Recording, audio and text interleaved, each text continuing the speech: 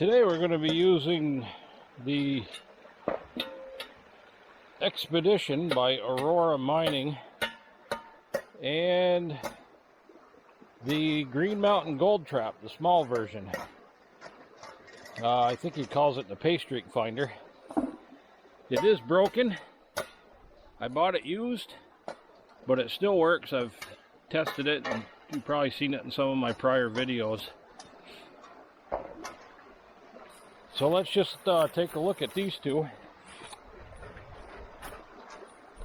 So the Green Mountain Gold Trap is actually the heaviest of the four that we're looking at, and that comes in at 6 pounds 3 ounces. It's about 3 ounces heavier than the Little Reaper.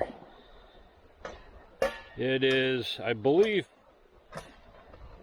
constructed out of acrylic. One of the key features in it is this removable trap. I know that's not original to the unit. I think the previous owner made that, and it works pretty good. It's a little hard with my fat fingers, especially when they get cold to release that, but it works okay. The key benefit to having a removable tray is you don't have to pull this out of the stream, which is a huge plus. Once you get these things set up, it's kind of nice not to have to go back and reset everything after you pull it out and clean it out. The Aurora is the lightest of the lot, and it's got a different construction, as you can see. It is ABS plastic. I've banged this around. It seems to be pretty rugged, and it is the lightest of the bunch, coming in at 2 pounds 6 ounces. It is a little bit more difficult to carry. It doesn't fit into a 5-gallon pail very well, so I had to strap it to my backpack, but being as light as it is, you don't even know it's there. Some of the key features on this is it's got a flip top. This one works by the water coming in, and it sets up like a cross flow pattern in there, and it keeps things agitated. Real easy to clean out. You do have to pull it out of the water to clean it out, just like the Bazooka and the Reaper. So we'll set the Green Mountain Gold Trap up first, and Rick's down there. Might be able to hear him moving some rocks in the background. We'll go to digging, see if we can't trap some gold right out of the gate.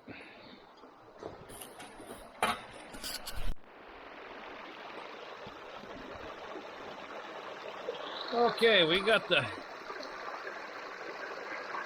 Green Mountain Gold Trap all set up. Now we'll shovel into it and see how fast this thing will take it. I think it's set. The good thing about this Green Mountain Gold Trap is it sets up really quick.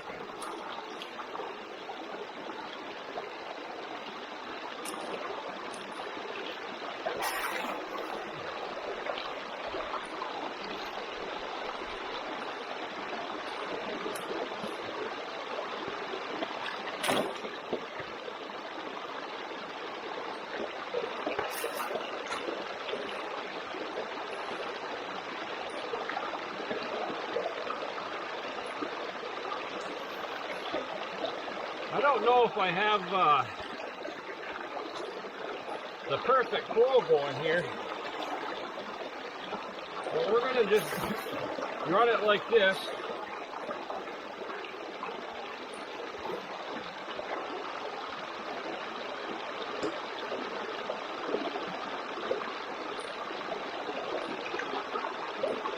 One of the things I don't like about it is this expanded steel. I much prefer the grizzly bars.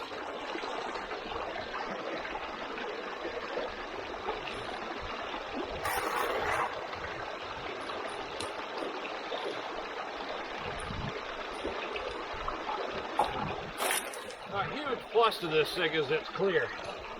I mean, I can see down into the gold chamber down there, and I can see it's cleaning out really well.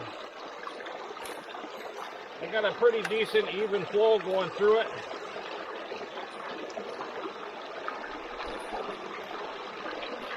I can see both tubes down in there.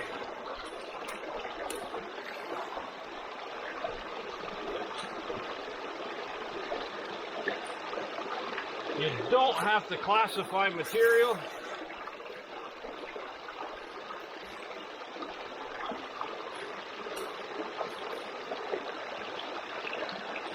I could probably get this a little bit better and flow this over the top.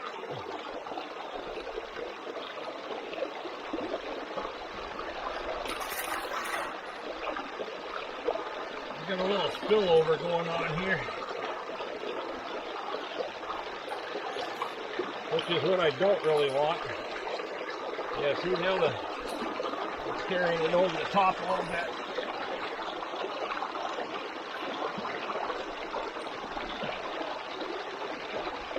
See if I can't reduce that spillover.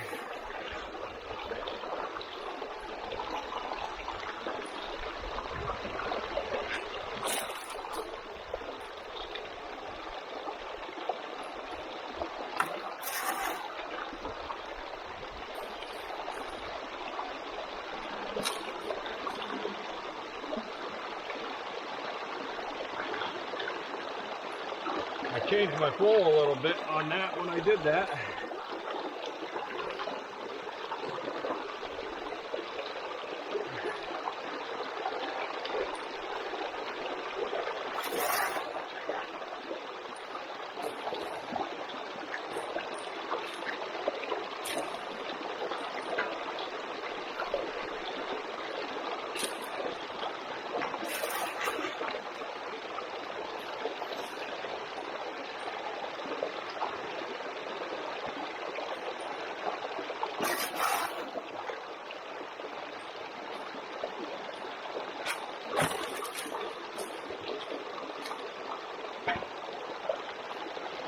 In one of Joe's last videos, he says he puts a sticker on here. And if you remember from one of the last ones, you don't want to get your material too close to that edge, otherwise it'll sit there or it'll actually kind of blow it off the end. You're supposed to load your material just forward of that sticker.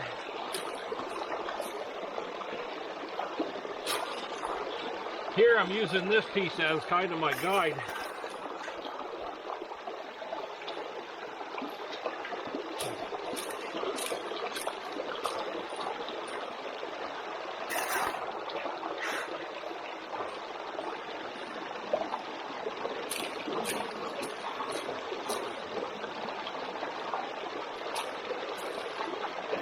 Gobbling it up pretty good. I'm going to monkey with it a little more as I use it later, but just for testing purposes, it's eating up the material pretty good. I know I can get my flow through it a little bit faster. That would keep me from having to move these rocks off as they pile up on the expanded steel there. The classification plate, I guess is what you call it.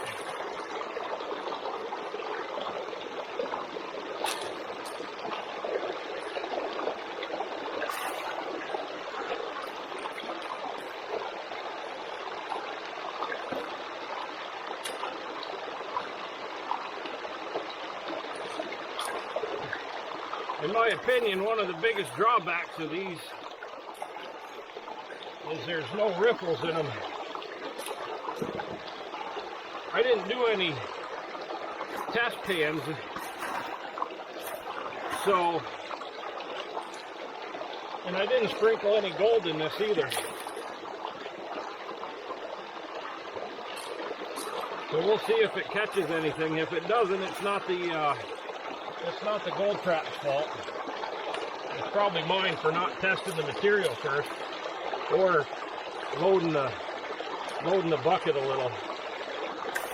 I did bring some with me, but honestly, I just plain forgot. I got to digging and playing.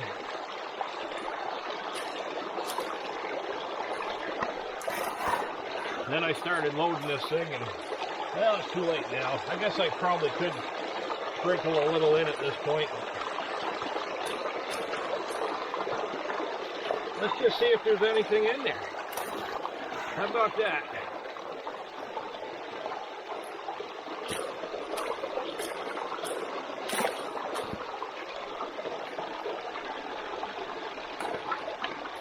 That's what this thing is for, right? Pay streak finder? Find the pay streaks. We're going to have gold in it. I can see it right there. There's some gold stuck behind the ripples. Or the, I don't know if hopefully the camera will pick that up. But right in there. Caught in the... Yep, I can see it. Perfect. We have gold.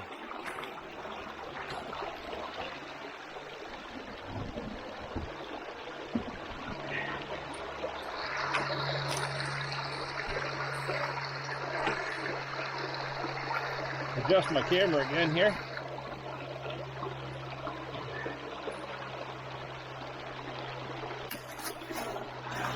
I guess we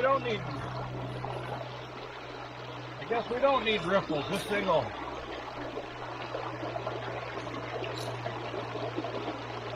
it'll catch the gold and show you right on the edge of the expanded metal there.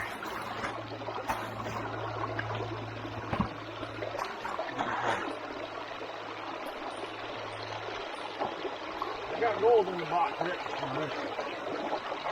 got gold in the box.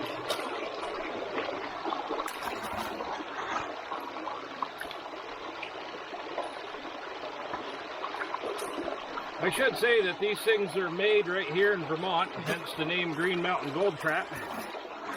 All handmade.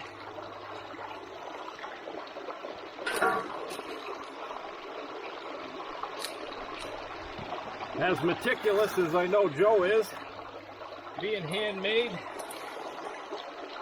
they all have their own little personality to them. So, as close as they are to being exactly the same, if you buy one of these, it'll be just slightly different than mine. And I think I should verify this with Joe, and if he watches this video, he might correct me in the comments, but I'm pretty sure I heard that he was starting to make these out of polycarbonate.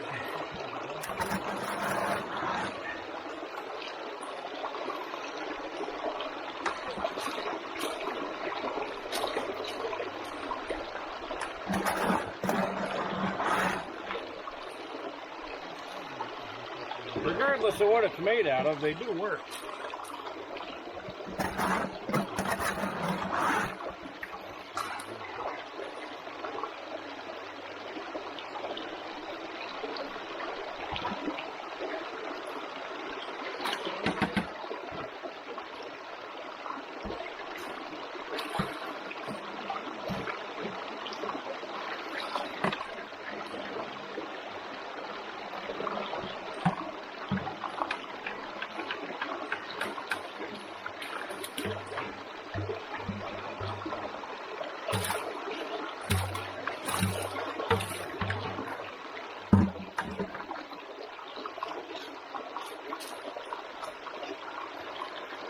You can order these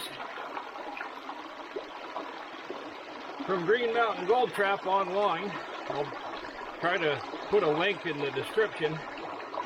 Or if you're in the Poultney, Vermont area, give my pal Wayne a shameless plug here. My official sponsor at Railroad Toys and Hobby on 105 Main Street in Poultney, Vermont.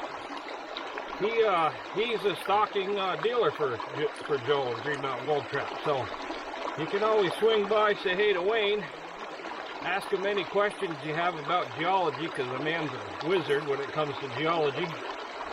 And buy your gold trap from him. Support both the local businesses.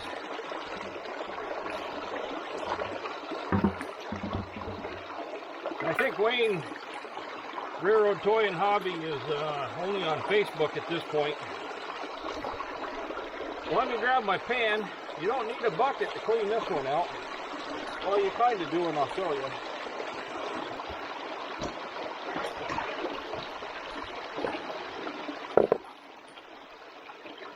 So I got a smaller bucket here. I'm going to just set it on there and stop the flow.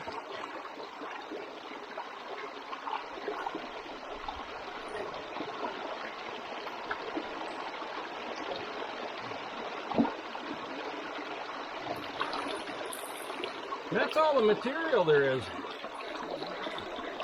You can look underneath if there's a pile of gold and a bunch of nuggets. You'll be able to see it in there. I don't see anything real quick. But look at that. This thing will just, it dumps right out into a pan. You don't even need a bucket to clean this thing out with.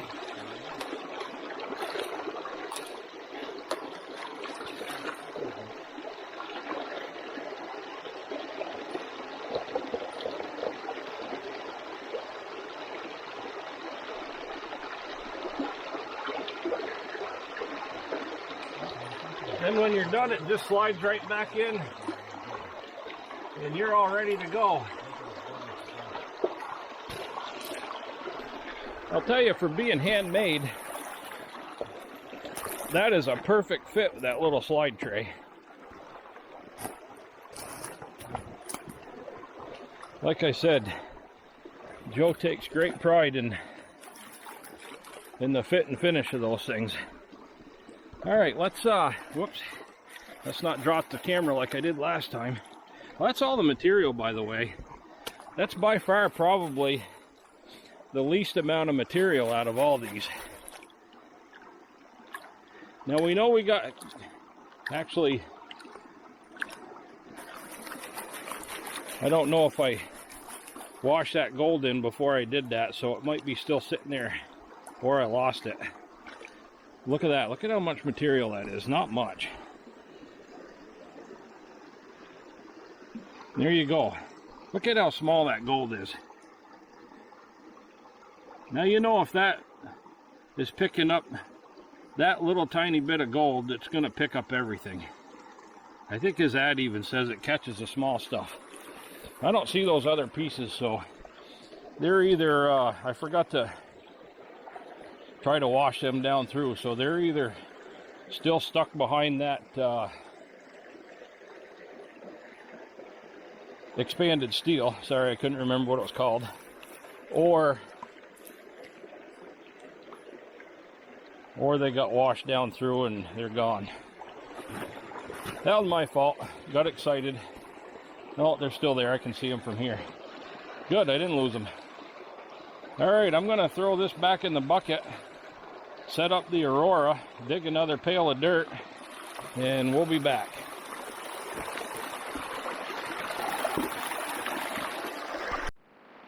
Okay, we got the Expedition set up now. Let's set the camera up. That looks pretty good. Now,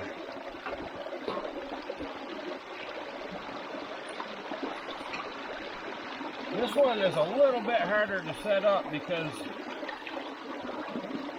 you've got to keep the, I don't know what you call them, these these side places open for the water to go. That sets up your cross flow in there.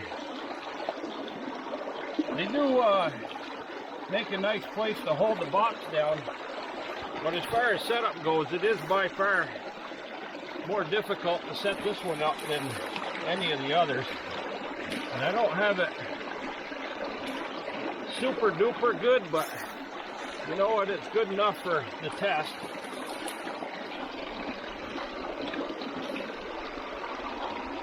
Now the reason why I'm classifying everything is because they recommend that you classify no larger than 1/2 inch for this one, and I think they actually recommend 3/8, but every once in a while we find a piece of gold that I doubt would pass through a 3/8 classifier. So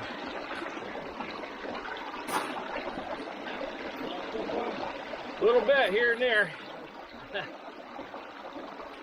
And there's already a piece of gold. Oh, I just kicked it out when I put my finger in there. Little tiny piece.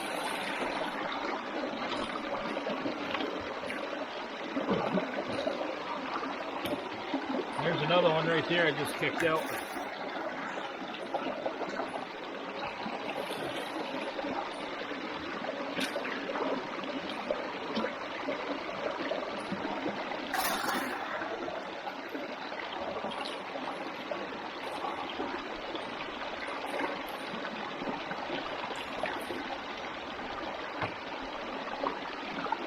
Definitely works better when you just sprinkle the material in. They all actually do, but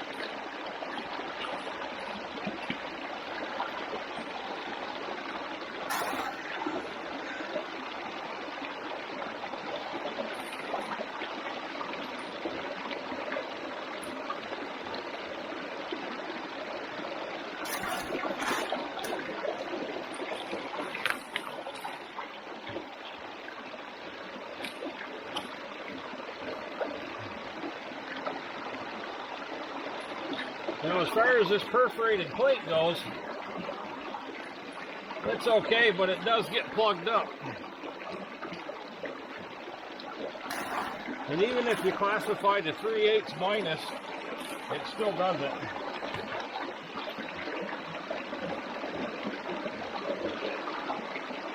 I like it a little tiny bit better than the expanded steel, but if I had my druthers, it would definitely be the Grizzly.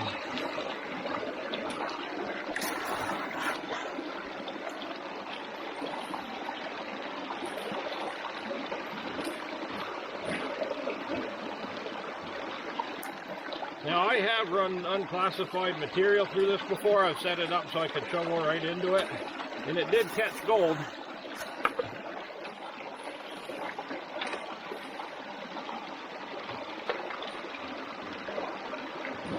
But it's always better to kind of stick to the manufacturer's guidelines.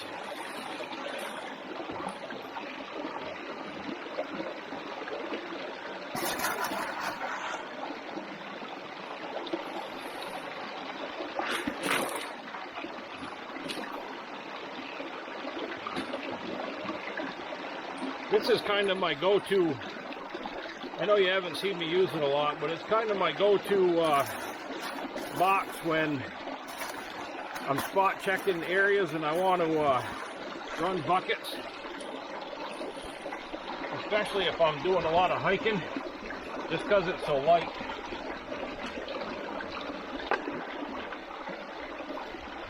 That's the biggest advantage to it.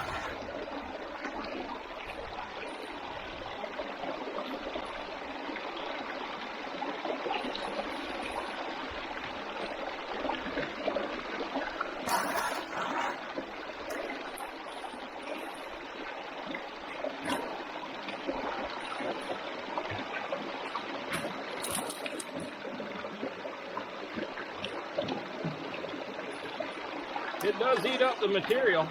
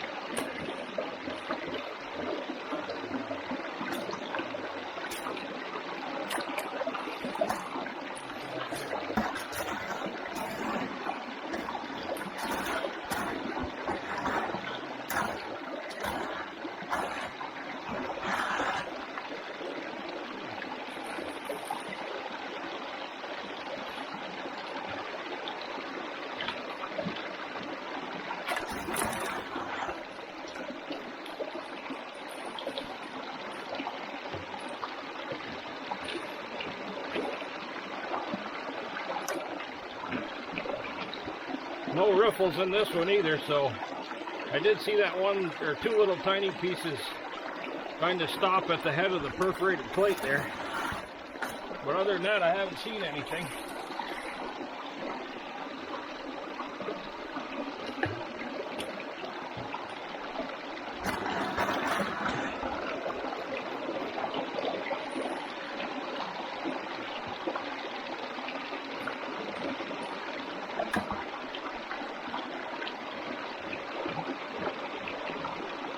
Never had an opportunity with this one to find one of those bigger pieces that wouldn't go through the perforated plate there. I'm assuming gold as heavy as it is, it would get hung up, but I don't know. Definitely if you're finding bigger gold, this probably wouldn't be my go-to box.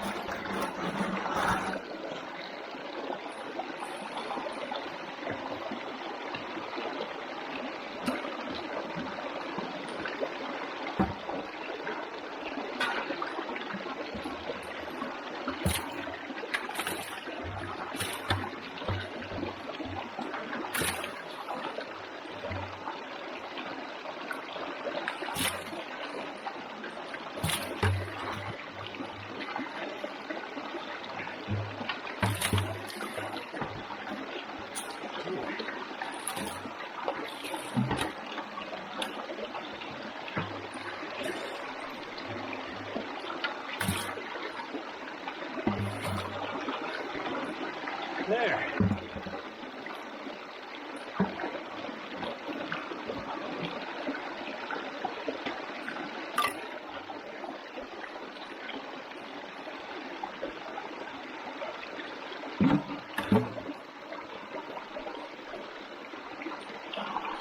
So this one, as you see, you have to pull out of the river too. But look at there. Not a lot of heavies going on in that bucket that I just had, but you don't have to have a bucket to dump this one out in either. I can just, I'll rinse this out in the pan real quick and I'll be right back with you.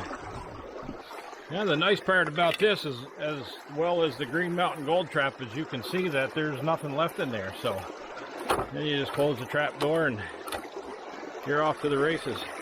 So let's go pan this out. See what we have.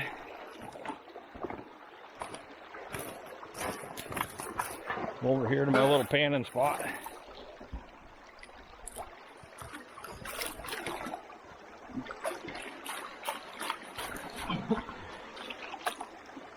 As always, I'm using my Mine Lab pan. I haven't switched back to the Garrett yet. That really is my favorite pan, but this has been in my pack, so I just keep using it. It finally seasoned up good. I'll tell you, never had a pan that took so long to season up. I don't know what they make this thing out of, but my goodness. Whoop, I just saw a piece of gold. I don't know if I washed it out or not. I'm going a little fast. Oh, no, there it is.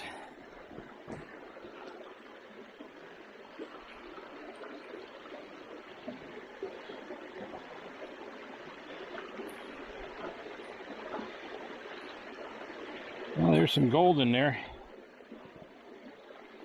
Look at, yeah, we picked up some more gold, and there's still some of those little tiny pieces, so not bad.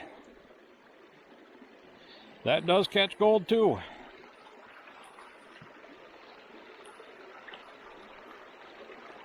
My whole intent was on these videos to have a scale and weigh the gold and salt of dirt, and that's pretty difficult. I set out to do that, but I don't know. I haven't had a lot of time. I'll explain that later. I've been doing some other stuff, so those will be in some upcoming videos. But hey, that catches the gold. The things I like about it is it's light. It does catch gold. It does a nice job at getting rid of the finer material when it's set up right. The bad parts about it are it's hard to set up. I don't like the perforated plate classifier it's got on it. Doesn't have riffles either. Anyway, I'm gonna get to digging here. Rick's found a whole pile of this conglomerate.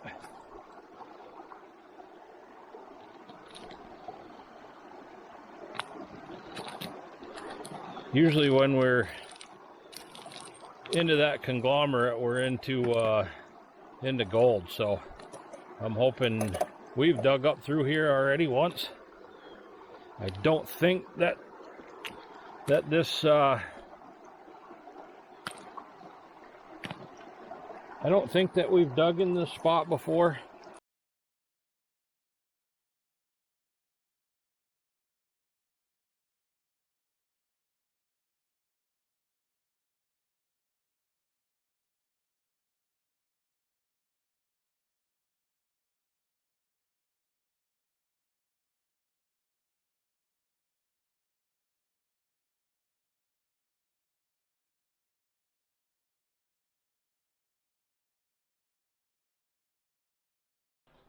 So I'm in my kitchen,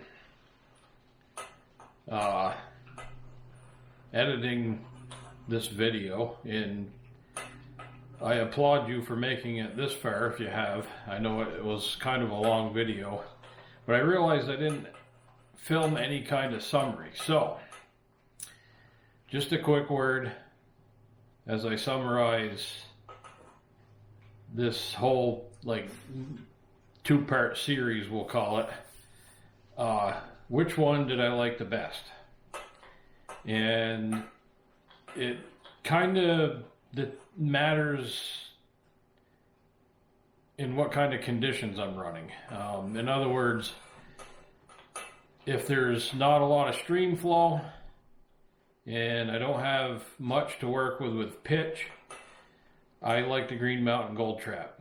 That one seems to be able to run in lower stream flow conditions. If I can't get a huge amount of pitch on it, it doesn't matter. It will still run the material through it, and it'll still work. Whereas the Bazooka and the Reaper, they like a little more flow because of the depth. They're a little bit taller unit.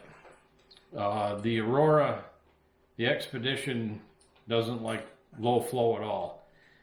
And I did a fair amount of research, or so I thought, on that Expedition box, and I thought that it worked in low to moderate flow, but it certainly doesn't. It has to be at least moderate, and the more flow the better. And that's the case with most of these, but as far as low flow conditions, the Green Mountain Gold Trap wins.